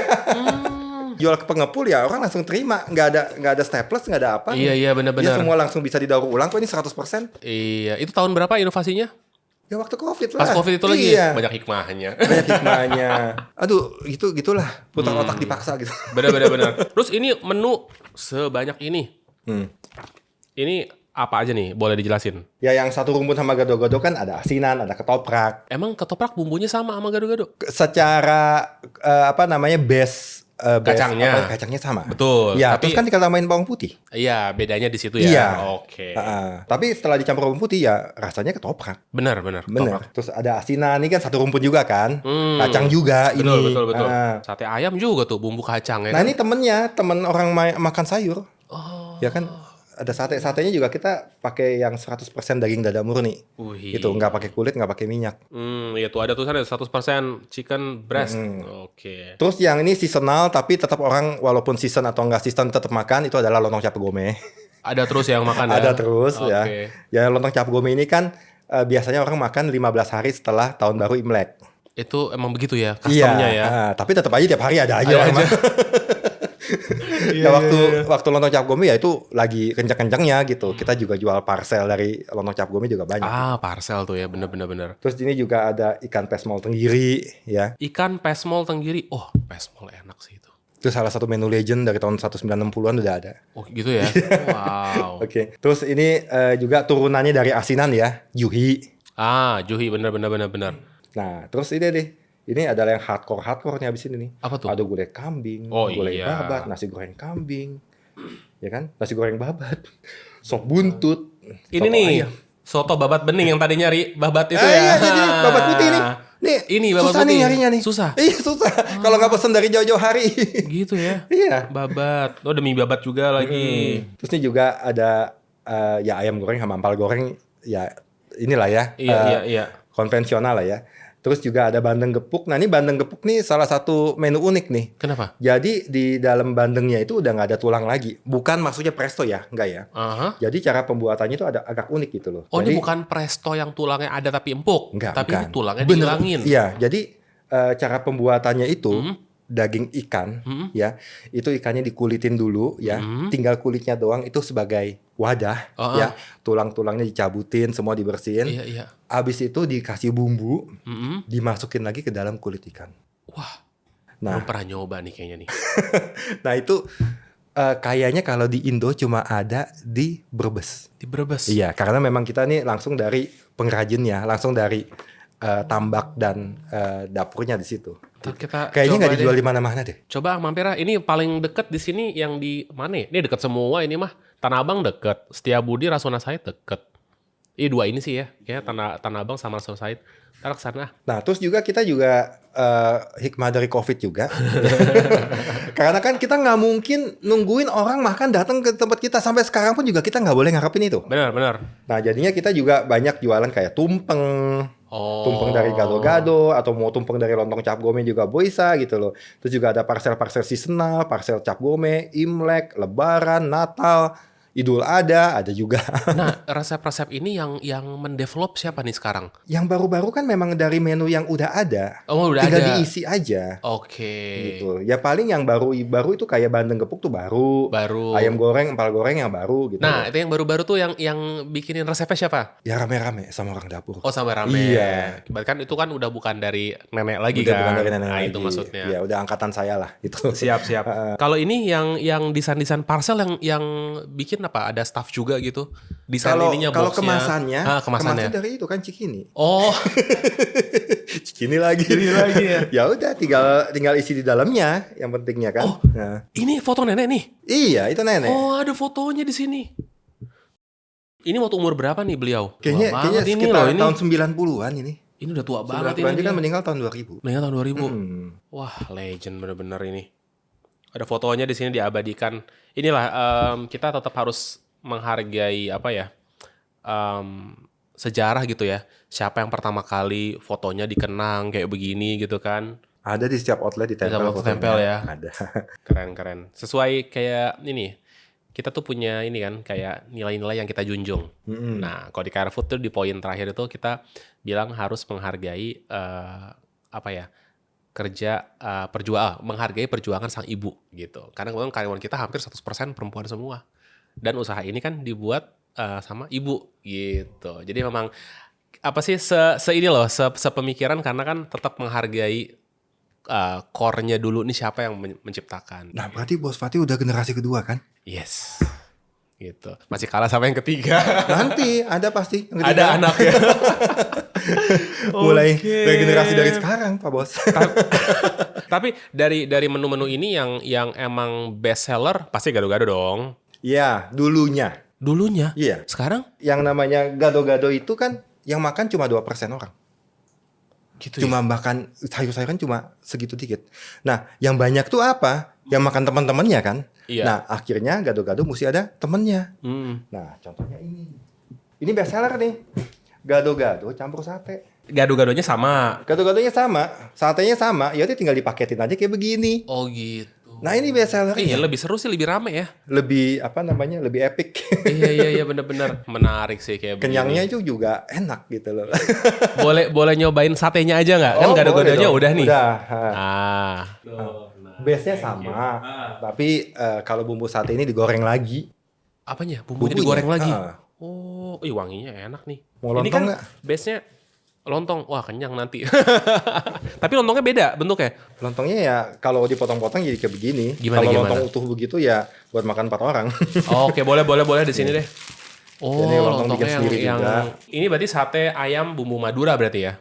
Apa gimana? Kalau kacang tuh bumbu apa sih sebenarnya? Identiknya gitu. Kalau kita punya kacang kita punya bumbu di sini, itu lebih identik ke ini deh kayak itu kari.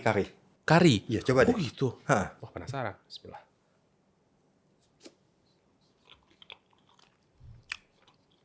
Oh, ada bumbu-bumbunya lagi ya? Iya. Berasa karinya. Berasa tapi soft. Jadi biar menurut aku sih malah pas ya dengan soft gini ya. Jadi kayak kita tetap ingin main di bumbu kacangnya nih. Berasa bener-bener. Tapi nggak yang nggak strong banget, kari banget gitu kan. Oke, ya itu yang ngebedain berarti ya sama yang apa sih di abang-abang misalkan. Karena kan kalau mereka kan bumbu kacang aja. Tapi tetap enak juga sih. Kenapa? Tetap enak juga. Enak. Cuma maksud aku ini yang ada ciri khasnya nih. Ya. Jadi ternyata dengan di mix produk-produknya itu bisa bikin satu unik produk lagi. Berarti sebenarnya menurut aku apa ya? Jadinya kayak core-nya tuh di itunya, di kacangnya itu ya. Kacangnya ya. Bener ya. Iya. Jadi kan nextnya mungkin bisa develop apapun itu yang base-nya sama. Apa ya yang selain itu ya? Bumbu kacang. Oh ini apa tuh kayak pecel-pecel, ada nggak pecel Madiun gitu atau apa? Nggak ada. Nah bisa tuh ya kan main ke situ kan. Tapi ngomong-ngomong gado-gado sebenarnya asalnya dari mana sih? Apakah makanan Indonesia atau makanan Chinese sebenarnya? Itu saya juga baru beberapa bulan ini nyari ya. Penasaran gitu kan? Ya.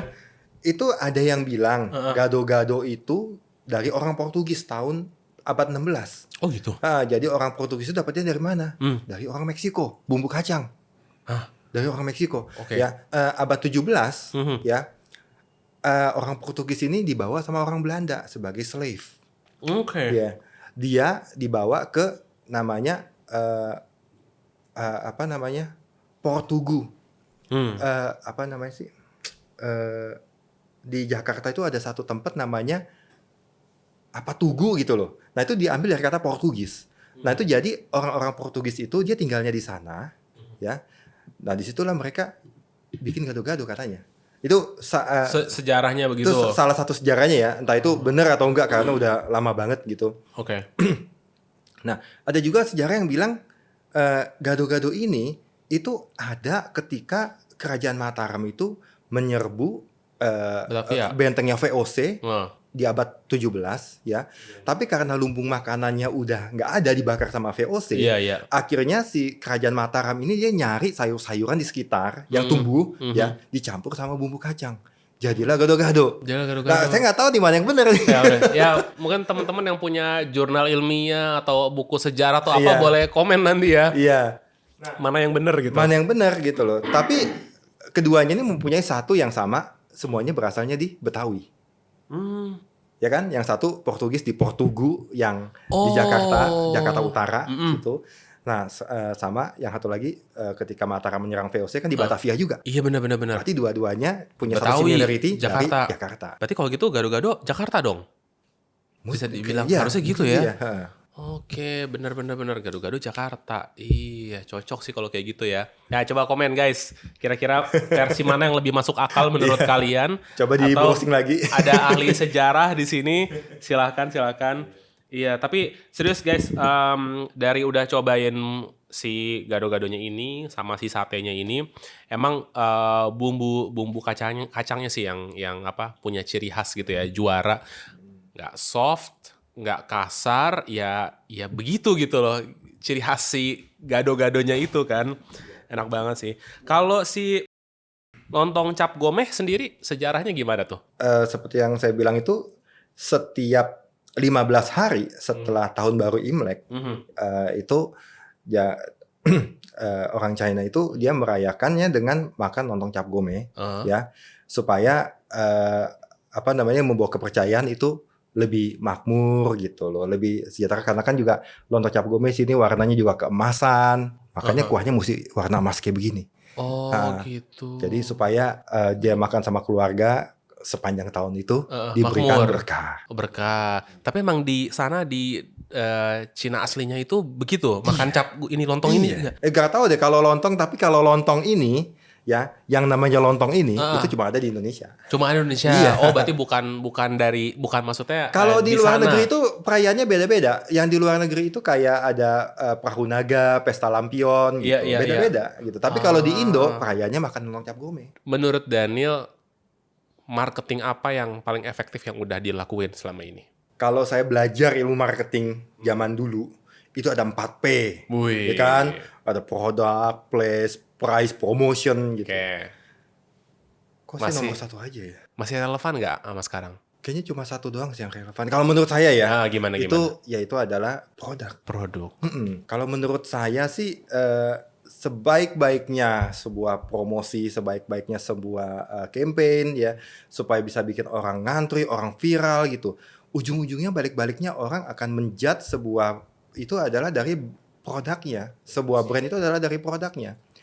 Kita sering lah lihat kayak misalnya ada minuman apa atau es apa atau makanan apa, orang pada ngantri gitu kan, viral lah di semua reels Instagram semua ada. Tiba-tiba 2 bulan kemudian dia nggak ada. Setuju. Gitu loh. Ya memang ya kita maunya kayak gitu. Ketika kita buka rame gitu loh. Kan nggak kayak saya gitu kan, kita buka di satu building gitu, ya ampun omsetnya cuma segini, itu kan sedih juga gitu kan, gitu loh. Ya tapi ya ya syukurlah sekarang udah mulai banyak lagi gitu. Tapi ya ujung-ujungnya adalah kita mesti jaga produknya. Yang kedua, menurut saya sih adalah inisiatif. Gimana maksudnya? Contoh ya misalnya ya, kalau misalnya kita terima WhatsApp, ya ada WhatsApp masuk nih, Gan mau tanya menu dong, gitu loh. Berapa detik kita bisa jawab WhatsApp itu? Nah itu ngaruh loh. Response time-nya ya. Saya pernah yang nggak jawab WhatsApp cuma 1 menit. Ya saya jawab, iya kan bisa. Oh maaf, udah pesan sama yang lain. Bener. 1 menit doang loh. 1 menit doang. Nah maksud saya tuh timing, ya kita seberapa kencengnya kita punya inisiatif itu ngaruh banget. Ngaruh banget. Ya tinggal kitanya aja, kita mau duluan jalan, mau duluan bergerak atau kita nunggu. Oke. Nah, jadi kalau misalnya produknya udah kita percaya diri banget nih ya, misalnya walaupun saya sadar produk kita tuh masih banyak improvement, masih banyak hal yang bisa kita perbaiki, ya sambil jalan gitu, ya kita harus nggak boleh diem, harus nggak boleh nunggu, ya harus inisiatif. Model bisnis apa lagi yang akan menjual produk saya? Nah, contoh waktu COVID itu kan. Dulu kan kita yang penting restoran rame, banyak yang duduk, banyak sampai berdiri-berdiri gitu. Kan udah nggak bisa lagi ngarepin kayak gitu. Terus model yang bisnis yang tepat waktu itu adalah online, ya kan? Nah, terus waktu protokol kesehatan dibuka tahun 2023, ya sadar nggak sadar online turun. Nggak tahu kalau Bos Fatih ya, tapi kalau di kita itu turun sampai di bawah 50%. Online-nya bener-bener turun. Turun banget. Nah, kita mesti inisiatif lagi, apalagi ngarepin orang dine in, ya kadang rame, kadang enggak. Ya udah, nasi box, parcel, tumpeng, prasmanan, orang mau catering. Nah, kita mesti inisiatif terus, apalagi. Ya. Nah, terus kalau misalnya kok yang promotion nggak diperhatiin sih, kita mesti iklan di mana, kita mau promosi di sosial media atau gimana gitu ya. Ya ada sih kita lakukan dikit-dikit, tapi nggak prime gitu. Ya salah satunya kan sama podcast Bos Fatih sekarang ini kan. Nah, bentuk promosi kan. Iya, ini juga salah satu media gitu. Ya pokoknya kalau ada ajakan seperti ini ya saya dengan senang hati mau support. Makasih udah dateng. Oh kita yang terima kasih mau di podcastin. Oh kita happy banget karena apalagi ini legend gitu ya, kita pengen dengar ceritanya. Terus viewers juga ketika mendengar itu bisa terinspirasi. Tapi gitu tolong kan. jangan sampai podcast ini menurunkan semangat para UMKM untuk mau dengan susahnya bisnis saya seperti ini, jangan sampai menurunkan semangat ya. Justru harus lebih menikmati. Kayak udah dengar cerita-cerita gak enak yang dari tadi. Kalau orang berpikir bikin bisnis langsung teng gitu ya, nggak segampang itu gitu kan, Ferguson. Iya, segampang itu sama sekali. Kalau kita ngelihat ada orang, gampang banget tiba-tiba bisa beli apa pribadi, jet pribadi lah apa gitu kan. Ya entah dulu ini gara-gara bisnis atau gara-gara sokongan dari apa gitu kan. Benar. Gitu loh, nggak usah langsung percaya dan tiba-tiba mau ke sana gitu ya. Kita mesti lihat dulu. Kalau aku lihat di sosial media ada giveaways juga ya, bagi-bagi tuh. Oh, yang voucher. Iya ada. Nah, itu efektif nggak sih Pak kayak gitu? Efektif aja sih menambah jumlah follower. Gak kirain habis bagi voucher terus orang datang gitu. Rame gitu. Ya ada aja. Cuma memang itu kita gunakan untuk, mohon maaf, outlet kita yang paling sepi lah. Karena sepi baru bagi. Karena memang di City Walk Gajah Mada itu dulu tuh pernah waktu tahun 2019 ya, itu pernah rame banget. Orang mau makan sampai berdiri-berdiri nungguin orang yang selesai. Ketika COVID, game over. Sepi banget ya. Sepi banget ya. Jadi kayak kita kasih giveaway. Apalagi gitu. ini gak sih sekarang kan ada jalur bikin bangun MRT, LRT tuh. Iya kan? Itu sampai 2027 bos. 2027? 2027. Ya udah gak apa-apa. Nikmati aja. Pernah waktu itu mau ke bandara. Entah kenapa supirnya lewat situ. 3 jam. 3 jam. Nangis. Sampai bandara 3 jam. Biasanya tuh kalau misalkan lewat mana gitu kayak cuma sejam. Masih bisa naik? Untung masih bisa. Itu kayak itu sampai 2027 lagi ya. Sepanjang itu. Tapi hopefully abis itu mudah-mudahan jadi rame ya. Ya mudah-mudahan kalau MRT-nya udah selesai kan ya. Jadi lebih cakep kan, lebih elit. Kan tadi kan saya ada cerita ya. Saya dimimpin sama papa saya. Lu buat jembatan. Jadi saya tuh semua tempat yang saya Harus ada jembatannya. Harus ada jembatannya. Nah di City Walk Gajah Mada itu 2019 ada jembatan. Terus dipugar buat MRT. Oh. Ya nggak tahu nyambung atau enggak ya. Iya. Nggak percaya lagi. Tapi jadi rame apa jadi sepi? Hampir nggak ada orang. Oh. Semua itu cuma cuma Jimate, kita berdua atau bertiga doang yang jembatannya hilang. Jembatannya hilang. Jembatan penyeberangan orang hilang. Jembatan yang mudah-mudahan abis itu udah MRT udah selesai. Ada jembatan lagi. Ya rame lagi. Mudah-mudahan. Berarti kalau gitu mall apa atau tempat apa yang jembatannya banyak? Kenapa nggak bikin itu jembatan 3, jembatan Blok 5? M dong. Oh blok jembatan. Banyak tuh jembatan. Ya mungkin aja boleh. Iya mungkin. Gini. Aku tanpa ini ada sebagian orang yang kayak apaan sih percaya begitu. Ada yang begitu ya. Iya. Tapi aku pribadi aku sangat percaya pola. Aku sangat percaya pola. Jadi kalau misalkan kayak gue polanya kalau tiap di ruko nggak beres misalkan gitu kan, ya udah jangan. Sesimpel itu. Nah kalau Bapak percaya, gue percayanya kalau tempat yang ada jembatannya ini, ya monggo silahkan aja gitu. Itu kepercayaan masing-masing kan gitu. Bener nggak bener tapi ada benernya ya. Bener-bener ada nggak benernya ya. Kebetulan gitu. Kebetulan kayak gitu. Berarti nanti kalau bikin franchise syarat pemilihan lokasi harus ada jembatan. Di dokumennya gitu ya. Peninjauannya ada ada jembatannya gitu. Wah. Terus berarti kalau sekarang lebih rame online berarti ya? Udah enggak online. Berarti udah offline. Ini. Itu jatuhnya berarti nggak makan di tempat ya? Nggak makan di tempat, bukan juga online. Oke. Kita delivery. Iya. Oke, berarti gini deh. Yang makan di tempat sama yang di delivery, banyakan mana? 50-50. Oh 50-50? Yes. Ongkir bayar nggak? Ongkir kalau di atas 300.000 seluruh DKI Jakarta free. Itu udah dihitung aman tuh ya? Agak subsidi silang sih, tapi ya udahlah. Ada perhitungan khusus nggak sih ketika menentukan seperti itu? Karena kita juga baru mau bikin kayak gitu nih, kayak pokoknya udah Pulau Jawa semua gratis deh misalkan. Kita lagi mikir kayak gitu juga sih. Iya, kita sih mikirnya kalau jauh-jauhnya kan misalnya kirim ke Kelapa Gading 30.000 ya. Misalnya ya. Ya udah berarti 10% dari 300.000 ya udah buat ongkir lah. Dari dulu sampai sekarang ada perubahan gaya beli konsumen nggak? Kalau gini loh, ini salah satu sebenarnya adalah problem di Gado-Gado Cemara. Wah, gimana? Jadi gini, saya melihat ya hampir semua customer yang belanja di tempat kita, misalnya nih ya, saya hari Sabtu saya standby terus nih di outlet kita nih. Hampir semuanya itu adalah customer lama. Oke, bagus dong. Ada bagusnya ada enggaknya. Gimana? Kalau kita hanya mengandalkan customer lama terus, ya lama-lama customer lama kan mati. Meninggal. mohon maaf ya kalau udah tua meninggal kan jadi nggak beli lagi gitu. Ya mudah-mudahan dia datang ke tempat kita ngajak anaknya cucunya dong. gitu. Benar. Nah kita tuh agak susah ngajak customer baru. Oh gitu. Karena satu persepsinya adalah gado-gado yang tadi saya bilang orang Indonesia cuma 2% doang yang makan sayur-sayuran. Oke. Dengan seperti itu ya benar seperti tadi Bos Fatih bilang, ada perubahan gaya dari pembelian konsumen. Kita harus benar-benar bisa ikutin pola hidup mereka di online. Ya mau nggak mau di online. Di online-nya. Iya di online. Di online kita mesti ada terus. Kita mesti waktu itu ya kita selalu promo sih, selalu ada promo di online. Kalau misalnya bisa dilihat di Gojek, Grab ya pasti ada promo terus. Gitu. Ya terus juga kita tiap hari ya kita harus posting gitu loh. Ya posting itu apakah menaikkan omset? Belum tentu. Tapi paling tidak kita mau menyatakan diri pada dunia, gue masih hidup. Karena jujur yang seperti tadi Bos Fatih bilang, ada perubahan gaya beli konsumen nggak? Ada. Tapi saya sendiri belum tahu metode yang tepat untuk model bisnis perubahan gaya belanja mereka itu seperti apa. Ya. Jadi semua saya jalanin. Di Mandalika ada apa namanya? Ada MotoGP. Ya kita diundang. Ya udah boleh kita ikut. Promo gitu ya situ. Gitu loh. Ya kita perkenalkan kepada dunia lah ya. Ini ada gado-gado di Indonesia gitu. Ya kebetulan waktu itu kita disponsorin oleh salah satu kecap Bango. Aku ada hal yang menarik gini. Ini nggak tahu ya, sekilas aja melihatnya gitu.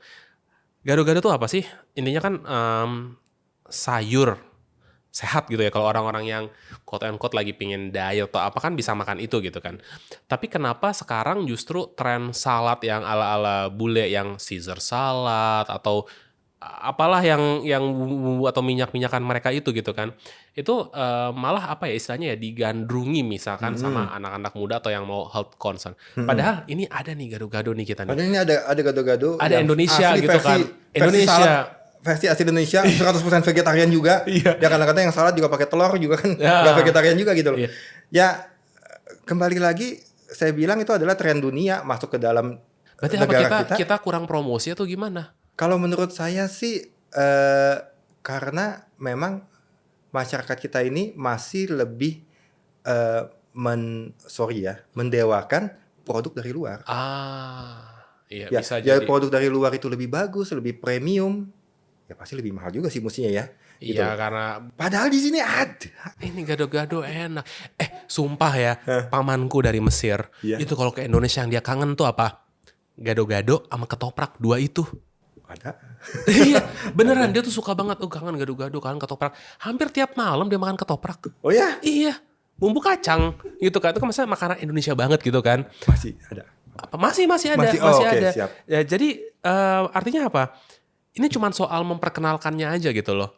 Kalau pernah lihat ini nggak sih channel-channel di YouTube tuh yang kayak ada orang bule ngasih makanan Indonesia ke orang bule yang first time-nya mereka nyobain makanan terus mereka reaksinya kayak gimana.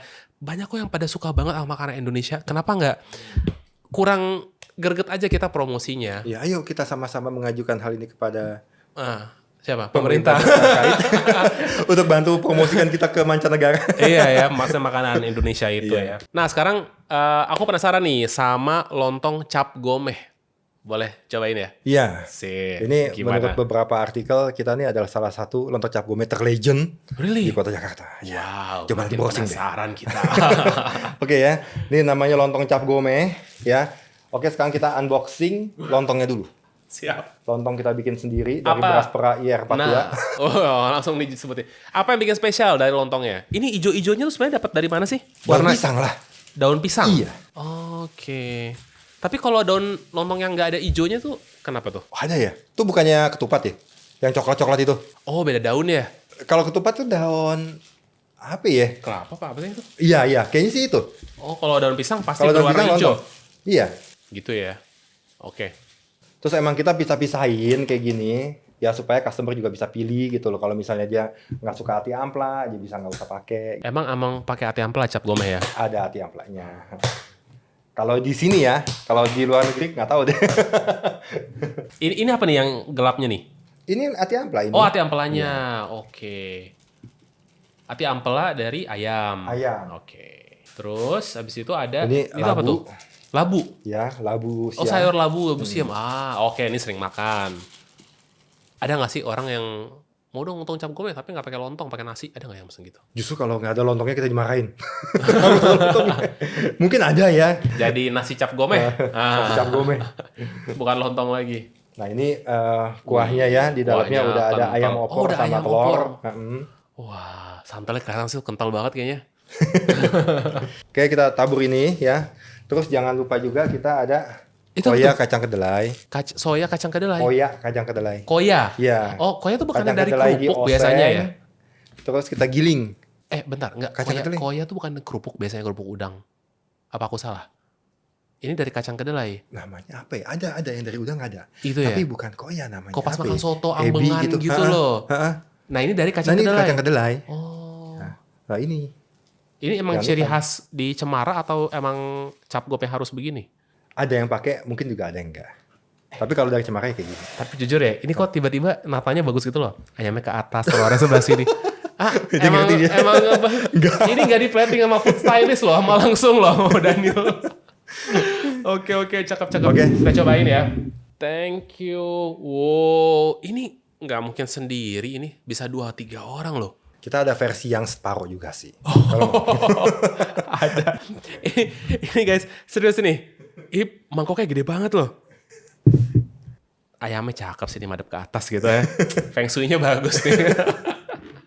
Oke guys, kita cobain lontong cap gomeh dari Gado-Gado Cemara. Oke, kita coba aromanya dulu boleh ya? Wah, enak loh. Wanginya aja nih. Coba ya. Ini apa? Kuahnya ya sebutnya? Iya. Gulainya ya? Apa sih sebutnya? kuah. Beda sih sama kuah gulai itu, tapi ya kuah cap gome yang pakai santan. Kuah cap gome pakai santan, oke. Soft gitu ya. Nggak ada satu rempah yang nendang banget gitu, nggak ada. Jadi balance semuanya. Nah, sekarang kita coba harus pakai si lontongnya. Tau gak sih paling momen-momen yang enak ketika makan makanan begini tuh nggak, Bang? Dengar suara kerenyes kerupuk kena kuahnya tuh. Ada gitu kan. Iya. Nah, kita cobain.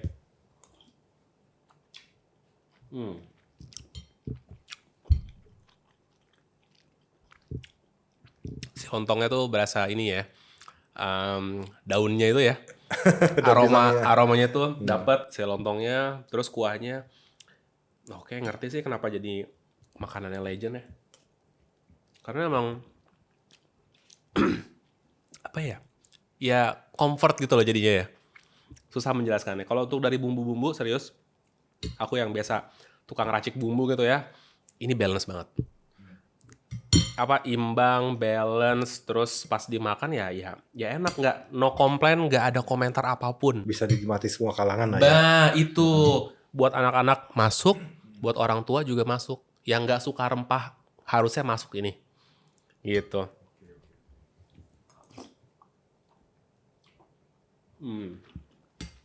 Menurutku terkadang tuh kita makanan tuh nggak mesti yang gimana-gimana gitu loh. Yang penting itu emang proper, ya harus begitu dan mempertahankan itu kan yang PR. Nah ini enak beneran. Kita cobain apa nih, ati amplanya ya.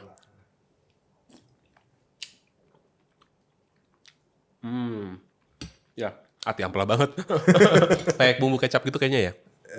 Ya dia masak pakai sambal sih, jadi mestinya ada pedes sedikit ya. Masa sih? Iya. Aku nggak. Malah manis ya. Aku ngerasa malah manis ya. Malah manis ya. Wah, ngerasa kecap. Apa karena tersugesti warna yang gelap kali ya? Tadi kan. Wah, ini enak sih. Aku penasaran ini nih. Apa tadi namanya? Yang bubuk tadi tuh? Koya. Koyanya ya? Iya. Coba ya.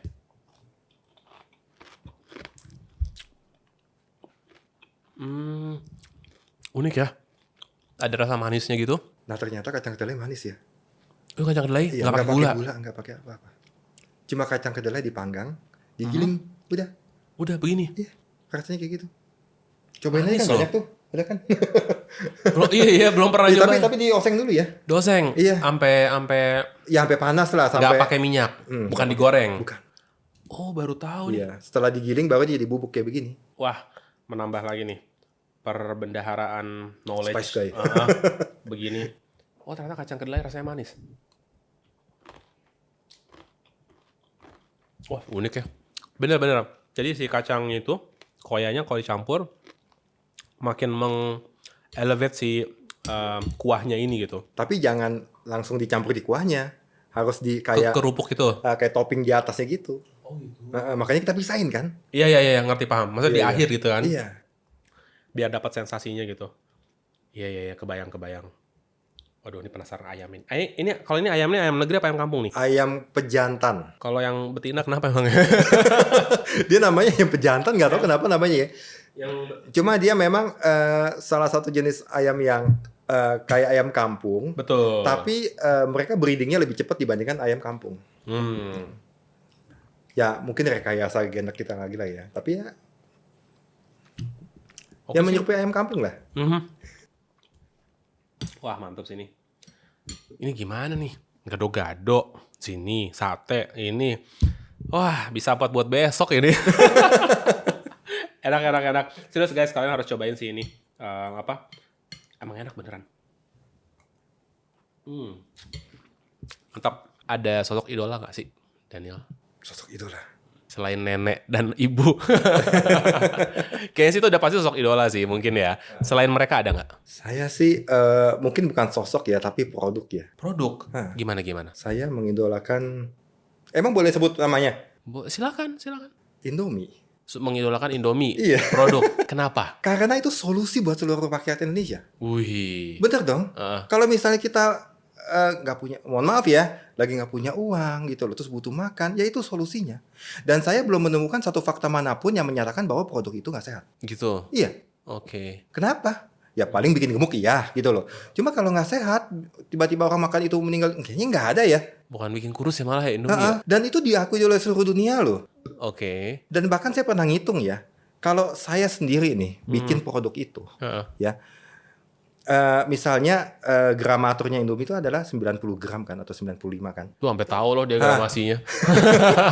Nah itu cuma harganya 2.500 sampai 3.000 gitu ya. Okay. Kalau saya bikin sendiri, saya beli tepung terigu sendiri, bumbu sendiri, nggak bisa loh. Costnya udah nggak segitu. Costnya di atas itu loh. Itu tepung terigu sekilo tuh udah berapa?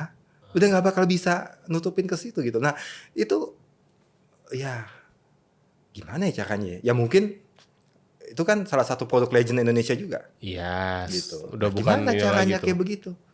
Oke, jadi bukan sosok idola malah produk idola Produk idola ya, di samping produk idola ya banyak kan yang bikin produknya itu kan juga orangnya idola juga gitu. Siapa sih ownernya namanya? Lupa ya namanya. Keluarga Salim ya. Salim. Oke. Jadi idolanya itu ya. Berarti mau konglomerasi nih. Nggak tahu tuh caranya gimana. Saya nggak tahu. Berarti dari mulai nanam kacangnya, jual pupuknya. Nah, seandainya saya bisa bikin seperti itu, gado-gado instan itu, wah. Gado-gado instan.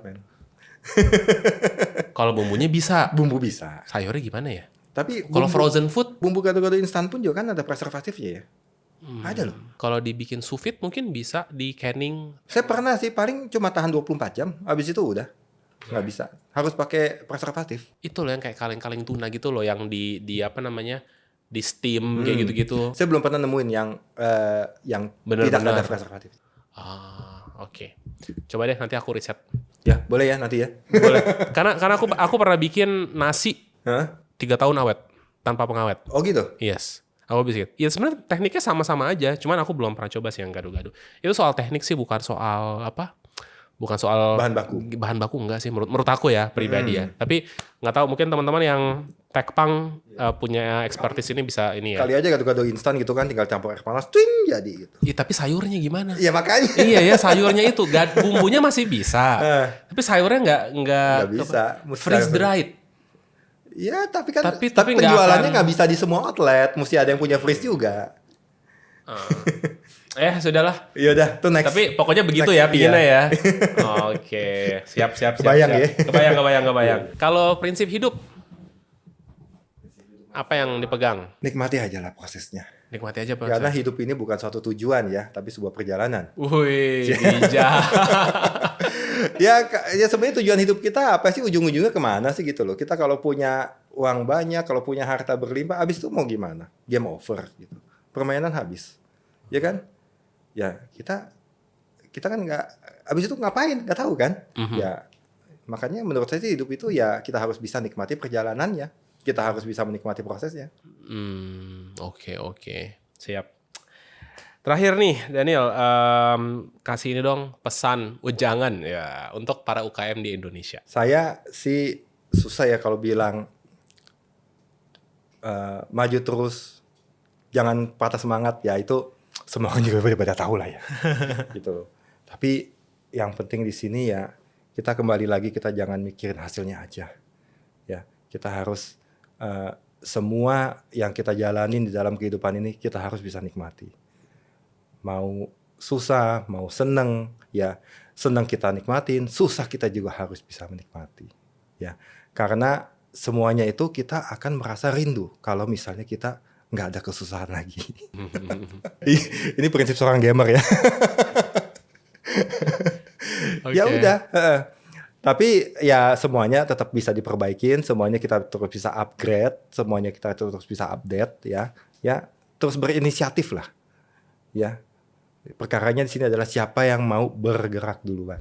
Ini salah satu podcast yang seru, kita belajar langsung tentang pergado-gadoan, perbisnis-bisnisan, apalagi yang sudah berapa puluh tahun jatuhnya ya? Berarti 80 77 tahun. 77 Indonesia tahun. kan 79 tahun. 79, kurangin Kita 2 aja. 77. 77 tahun guys, ini usaha ada terus gitu ya.